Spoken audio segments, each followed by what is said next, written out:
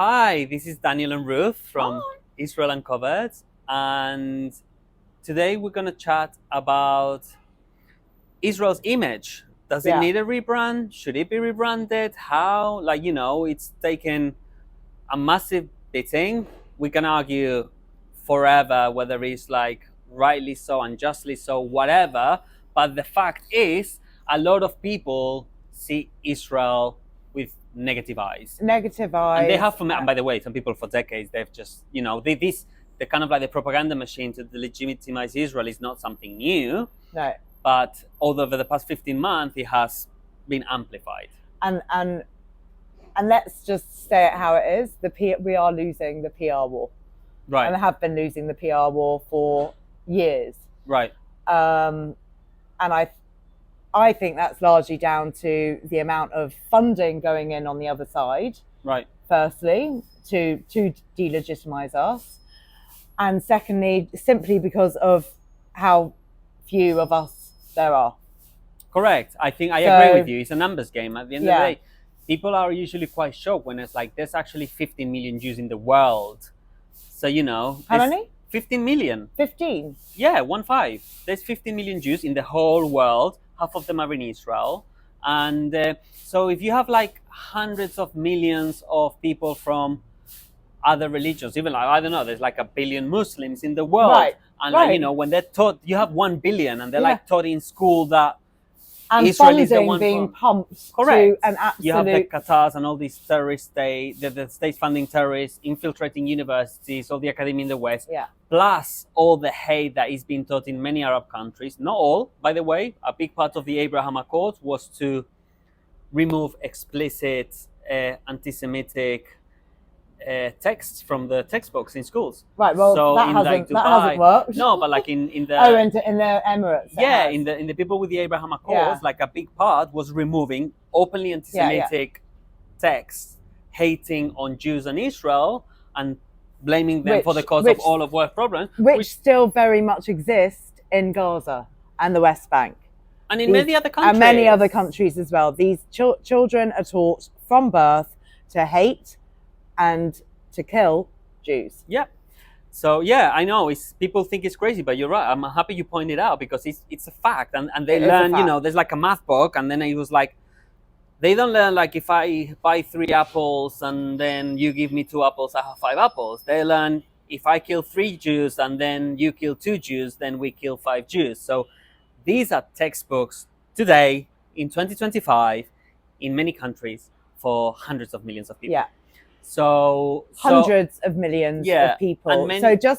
It's so important, I think, for people to understand that when there are 15 million Jews in the entire world, 8 million here, about 7 million, I think, in America. No, certainly 7 million. I don't know. A lot in New York. Yeah. A lot in America. Yeah.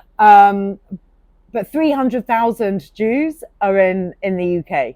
300,000 compared to 3.5 million Muslims. Right, and that's also why the Muslim vote is more important for the government. Yeah. So also like politically, it makes more interest to align with someone. But aside of that, for whatever reason it is, yes, demographic, outnumbered, out-budgeted.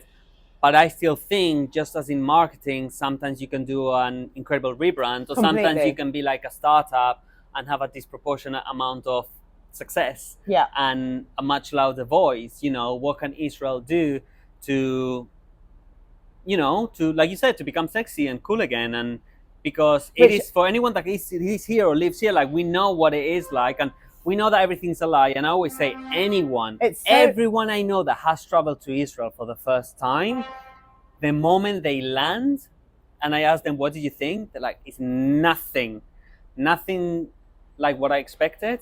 It's nothing like what I've heard of. It's nothing like, they see everything. They see the diversity, everything, the Jews and the Arabs and the fun and the religious and the non-religious and the like I always say, like, just come and see it. Yeah. So it just really shatters any preconception. So anyway. Yeah, sorry, I just want to point out, I think there's some construction work going on outside. So apologies for the noise. We hope our mics are picking up our voices. Yeah. So yeah. So what do we? So what do you think? How do we rebrand? What do you think is the right strategy? I think it's people like us doing what we're doing. I think people, especially in Tel Aviv, need to be showcasing, where we live and the beach and what we get up to, and there's so much creativity coming out of Israel, not just and I don't just mean in a just on so many layers, just on so many levels, so much creativity. Yeah, it's creativity in technology, in medicine, in innovation, in academics, science, it's everything. Yeah. So it's and I think those things need to be really highlighted, and I feel that money needs to be pumped in to really highlight and showcase the talent and creativity coming out of this country. Yeah. And I think it is now up to very wealthy Jewish donors to really maybe change their direction of funding to pump into the PR. Yeah. Because it's so important, especially now. We have a terrible reputation. Mm. And I think the more young people, and I think it is. It's young people need to be talking passionately about it. And I do think people also, everyone loves to be like, in the David versus Goliath, everyone loves to side with the David. And I think that's why people in many cases side with the Palestinian cause, because they feel that like this David against this massive Goliath and the IDF, etc. They don't realize that in the Middle East, they don't connect the Palestinian cause to like the Iranian regime or all the, Qatari funding and all of that. Which is so frustrating for us. But exactly. But everyone here knows that like Israel is absolutely, the David in the Middle East, being attacked from 7 different fronts simultaneously. A country, I always say, the size of Wales or New Jersey, the tiniest strip of land in the middle of like lots of hostile, fascist, Islamist, terrorist regimes with guns and terrorist groups in many of them pointing at it. So it's to me, Israel is like a story of like not just surviving but thriving. Against all odds. So I just think that's to me, that story of thriving against all odds is the narrative that people need to not that they don't need to, but they will empathize with. Like a boss of mine was shot in battle, and he didn't die, but he was like shot like an inch away from his heart. Wow. Many of his organs were damaged and shattered. He was, in like a ICU for a long time, but then he made it, and then he went back to work. He has 4 kids. Then he went back to work and carried on with his business. And a couple of months ago, he sold his company for $100 million. Yeah. So to me, that's, is really like success against all odds. And people sometimes are envious of success. And there's always that kind of like jealousy of like, but whether it's like financial success or people love to also side with the poor and the poverty stricken. I think the thing I always come back to is when I think about we can highlight all the great things about Israel, but at the end of the day, the anti-Semitism, people just want to hate Jews, and therefore that's true. And therefore, actually, is it just a losing battle? I don't want it to be that, but I think that the more we will it then encourage more hatred if we show. I don't know. I personally think that hate is gonna hate. Yeah. People with anti-Semitic negative perceptions. Sorry, of Jews. I just want to like sing a bit of Taylor Swift. Right. Hate is gonna hate. So you have this bucket of people that have been coerced, brainwashed, have different beliefs, whatever, that they're gonna hate Israel no matter what, and others will hate Jews no matter what. Those are not the people that you wanna attract here anyway. No. So to me, it's the people like the huge silent majority that don't hate Israel or love Israel. They don't hate Jews or love Jews. They don't They don't have any views. And to be honest, if I wasn't Jewish and if I wasn't living in Israel, I'd be one of them. Yeah. I'd be like, okay. Yeah. I don't feel strongly about it either way. Like, why do I have to have like this take a passionate side when I don't have skin in the game? Yeah. So I think it's for those people. It's like, hey, come and check it out. And by the way, anyone that comes to Israel has the best time, like ever. The best. Like ever. They do. They go to the Dead Sea, they go to Old City in Jerusalem, Holy Sepulchre, they go to Bethlehem, they they do everything. The best food. They just the beaches in Tel Aviv, the party scene. The vineyards. Yeah, like the wine tours. I've done a couple. Amazing. So, and see the like Jaffa, like again, there's like endless. You can go skiing, you can go to the beach, you can go scuba diving. So, and it's such a tiny place, but then it has. It's a bit like being in one big national park, isn't it? Where you get all weathers and different places. Yeah, it's crazy. There's also something. Sorry, this is a little bit off piece, but it is funny how Jerusalem is only 40 minutes away from Tel Aviv. The difference in temperature and weather in the winter is crazy. We couldn't be sitting like this right now. No, in Jerusalem. We'd be with coats and scarves and hats. It's only 40 minutes up the road. Yeah. So I always say, I actually think people are more open-minded that sometimes we give them credit for, because we see all this, the anti-Semitism and all of that stuff, which is very real. I'm not belittling it, but that's not the majority of people. Most people don't take sides, actually don't care enough. Actually, they shouldn't care enough. And that's okay. And it's kind of like that huge silent majority, which is actually open-minded to going to a new holiday destination, discovering something new. And, it's kind of like the cradle of Western civilization. Yeah. It's the cradle of all these religions, Christianity and Judaism. You can also go to the mosque, Al-Aqsa. You can see so many things. Yeah. You can see the coexistence. You can see sites that are thousands of years old. So I think it's less about rebranding. I think it's more about shining a spotlight on what there is. I 100% agree.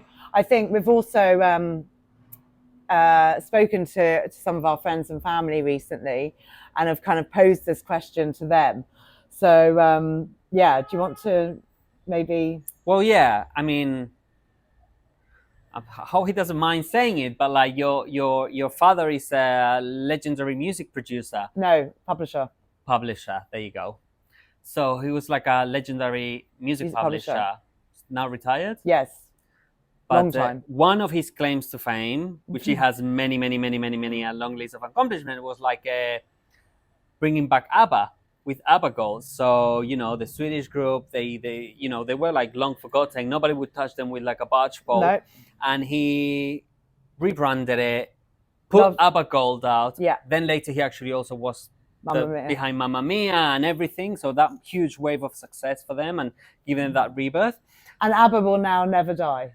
Of course. ABBA will live on and on and on. Yeah.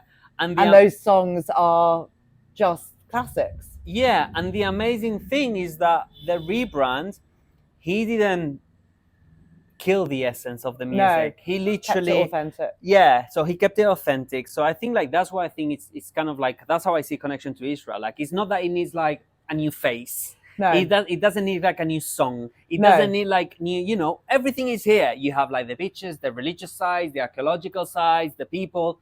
Come and see it as it is. Yeah. And I think that was also a success for ABBA. You listen to Saba as they recorded it. Yeah. He just packaged it in a CD with ABBA Gold, but he can be truthful to the essence. Yeah. And I just think that's why I really loved his insight on it. Yeah. And Jonathan? Yes, so we have another friend. A lovely friend, Jonathan, who actually is, when the war, in the early days of the war, he dropped everything and went into reserve duty. He lives in Sweden. He lives in Switzerland, Jonathan, but he dropped everything and came and was here and did reserve duty until I think it was February, March. Yeah. 24. So people, I think that's interesting because people don't understand that people from all over the world with family here, they literally dropped what they were doing, and they took a plane back in the thousands to just basically protect their families. I mean, and they're home in their families. Yeah. So So go on. So what did he say when we asked him about the rebrand? So Jonathan said, "Oh no, Israel doesn't need a rebrand," and we were like, "Well, it kind of does, because everyone hates us and the PR is terrible." So again, exactly. I think his view is like, listen, he said Israel, I mean, he's been here for like so many thousands of years. Yeah. He's much stronger than like a flashy rebrand by a marketing agency, and he's right. Yes. And he's right.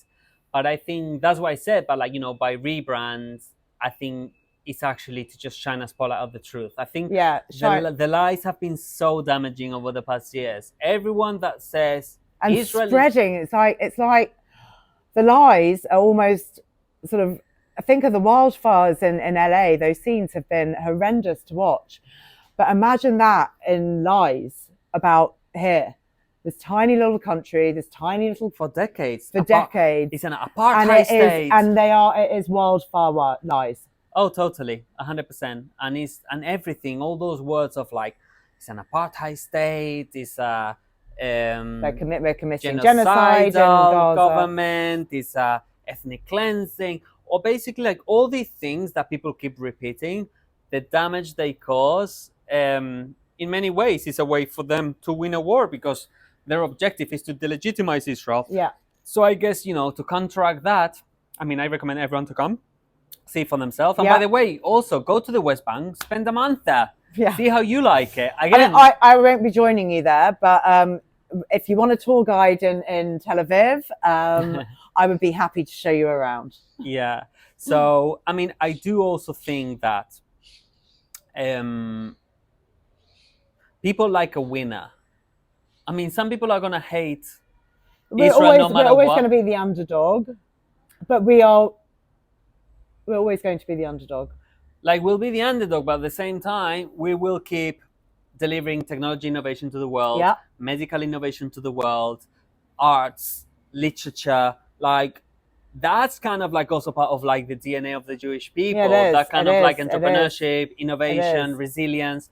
So that's not going to stop. That won't stop. But shining a light on it can increase a lot more. Yeah. I also think people need to be a lot more, because there's been such huge effort and coordinated and so well funded to boycott Israeli products, boycott Israeli companies, boycott Israeli executives, whatever. Yeah. So I think it would be important to take pride and really push for, like, when something is made in Israel, just have like a really proud made in Israel label, that people, something to show off. Yeah. Actually. And and people, again, if you don't want products made in Israel, you can just bin your iPhone. Some of the products are amazing. That like a Harvard, for example. I love a Harvard. All the Dead Sea products. I love it. The cosmetics, everything. The dry oil body. Love it. But there's good products, and again, but also like to showcase it with pride. Whether it's cosmetics, medicine, it's a lot of the vaccines that you take. I think we did quite well in the Olympics, didn't we? Yeah. But what people care is about what they get. So my point is like, if you want to boycott Israel, okay, just shut off your iPhone, stop taking all the medicines and the vaccines produced here. Yeah. And you're absolutely right. And it's the stuff that actually affects you. So let's see how far your ideology takes you when you have to shut down your iPhone, or don't take that medication for cancer or for something else that was created in Israel. And then, but again, most people like love it and don't care. I still think it's a tiny, loud majority. I don't think it's representative of it. And by the way, when I bring presents from Israel, everyone like loves them as well. Yeah. And everyone gets really excited. And there's something really cool about it. Like actually Tamzin, a mutual friend, I brought her like because she's like a Catholic, and I brought her like this little water from the Jordan River and the oil and everything. She was so excited. She had it by her desk. And so it's just, I just don't know. I encourage people to come. I encourage people to come. Just if this past year and a half haven't made you curious about witnessing what's happening in the world firsthand, and being able to like have your mind blown about how the disconnect between what you see in the news and reality, just take a flight to Israel. Yeah. I mean, you're just going to be like, Yeah. Like you're not gonna believe it. You're not gonna believe it. So for anyone that is curious, a bit adventurous, have a bit of a budget to travel and take a week off, I mean, it's 4 hours away from Europe. It's not even far. It's just like going to Turkey. It is.